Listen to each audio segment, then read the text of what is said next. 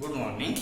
Lecture number 26 chapter second में problem से 2.6 का फिफ्थ प्रॉब्लम आज हम सॉल्व करेंगे। वर्ड प्रॉब्लम सॉल्व करना है। मैं बार बार कहता हूं कि वर्ड प्रॉब्लम जो दिया गया है उसमें आपको क्या इन्फॉर्म किया गया है और क्या क्वेश्चन में पूछा गया है, ये दोनों बातें आपको अच्छी तरह से समझ लेनी चाहिए। तो चलो सीधा प्रॉब्लम पे चलते हैं। प्रॉब्लम पहले रीड करके लेंगे। प्रॉब्लम रीड करने के बाद उसमें क्या दिया गया है और क्या पूछा गया है, ये दोनों बातें अच्छे से समझ लेंगे। चलो, Suyash score 10 marks more in second test. Suyash है, सुयश को सेकंड टेस्ट में 10 मार्क्स ज्यादा मिले हैं। अब सेकंड टेस्ट में ज्यादा मिले तो किसी ना किसी टेस्ट से ज्यादा मिले होंगे। पहले टेस्ट से ज्यादा मिले होंगे सेकंड में, या फिर थर्ड टेस्ट में जितने मिले होंगे उससे ज्यादा मिले होंगे उसको सेकंड में। तो ये आपको रिलेशन समझ लेना है कि सिर्फ सेकंड में 10 ज्यादा मिले इतनी कंडीशन नहीं हो सकती। फर्स्ट में से ज्यादा मिले होंगे या फिर थर्ड में से ज्यादा मिले होंगे या फिर अदर कौन से भी टेस्ट में सेकंड टेस्ट में ज्यादा मिले हैं। और यहाँ पे बताया गया है then that in the first. समझ में आता है ना? सुयश को सेकंड टेस्ट में 10 मार्क्स ज्यादा मिले हैं, मगर कौन से टेस्ट से? पहली जो टेस्ट हुई थी उससे ज्यादा।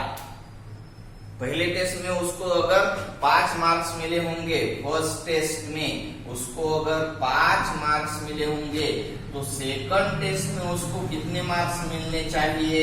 5 से 10 ज्यादा, यानी 5 + 10 15 मार्क्स मिले होंगे उसको। अगर फर्स्ट टेस्ट में उसको 90 मार्क्स मिले होंगे तो सेकंड टेस्ट में उसको 90 + 10 मार्क्स मिले होंगे। मगर आपको फर्स्ट टेस्ट में उसको कितने मार्क्स मिले हैं मालूम नहीं होगा, तो आप उसको फर्स्ट टेस्ट में X मार्क्स मिले हैं ऐसे सपोज करते हैं। और सेकंड में कितना मिलेगा उसको मार्क्स? X + 10 मार्क्स मिल जाएंगे उसको।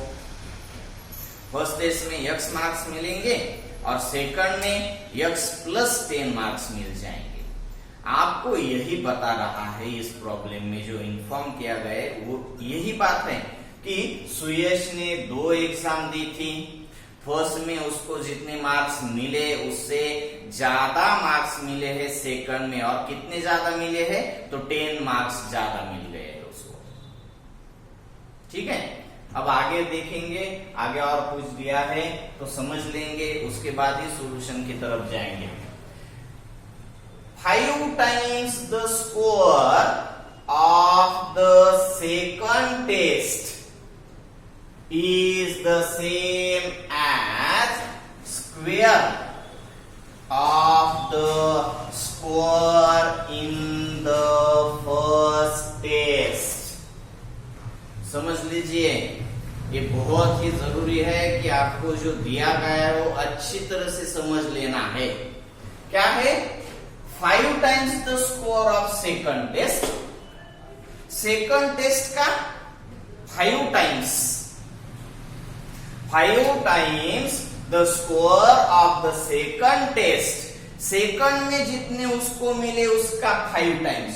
उसको सेकंड में कितने मार्क्स मिले हैं? X + 10 marks. उसका कितना टाइम बोले हैं यहाँ पे? 5 times। 5 times the score of the second test। Second test का 5 times is the same। ये जो है वो सेम होगा। किससे सेम होगा?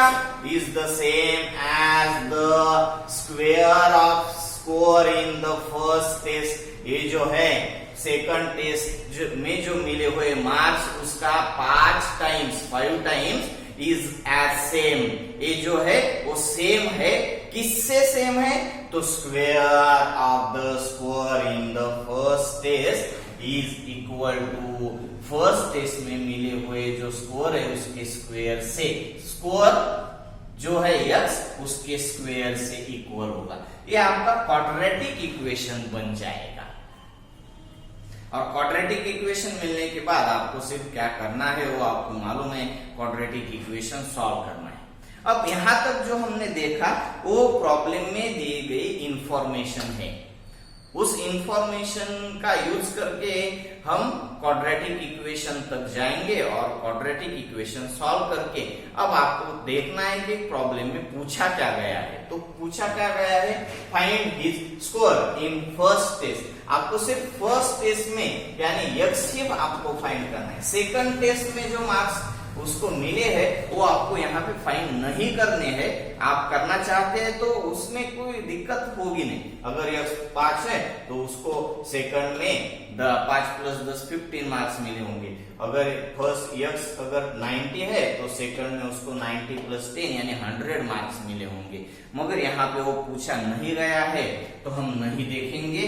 आप कर सकते हैं मगर। तो चलो सॉल्यूशन की तरफ जाएंगे। सॉल्यूशन में let the marks scored in first test equal to x marks scored in first test.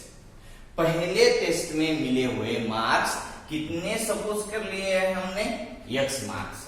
Therefore, marks scored in second test, second test में उसको कितने मार्क्स मिल गए हैं, x + 10 मार्क्स मिल गए हैं।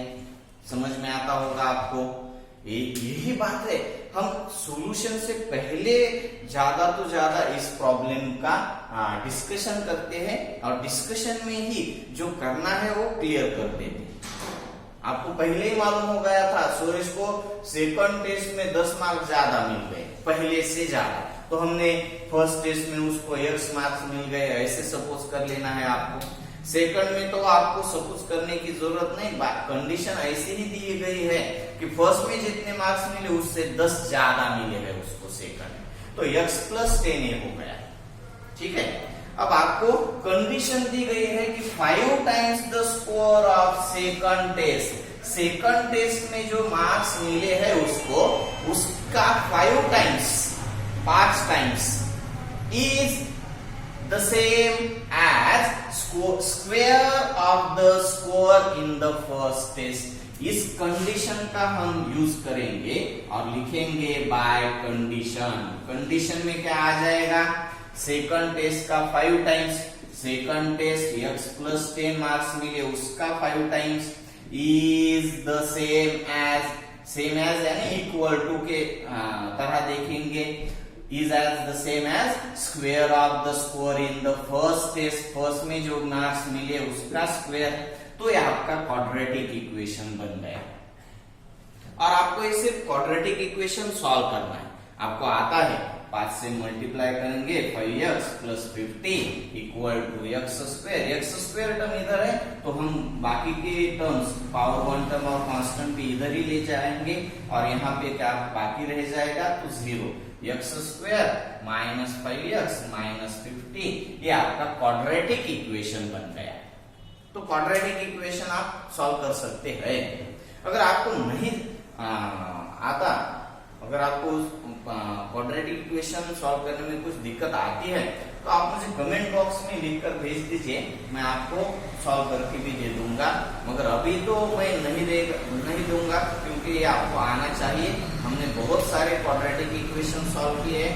Factorisation method, completing square method या फिर आप फॉर्मूला मेथड, कौन सी भी मेथड यूज करके x की वैल्यू फाइंड कर सकते हैं। और आपको यहाँ पे सिर्फ x ही फाइंड करना है क्योंकि आपको find his score in first test. First test में मिले हुए मार्क्स ही आपको फाइंड करने हैं। सेकंड में जो मिले हैं वो फाइंड नहीं करने। आप चाहे तो फाइंड कर सकते हैं मगर इसमें पूछा गया नहीं है। ठीक है, तो आप हम नेक्स्ट लेक्चर में मिलेंगे ये तो अपना फिफ्थ हो गया, सिक्स प्रॉब्लम के लिए। ओके,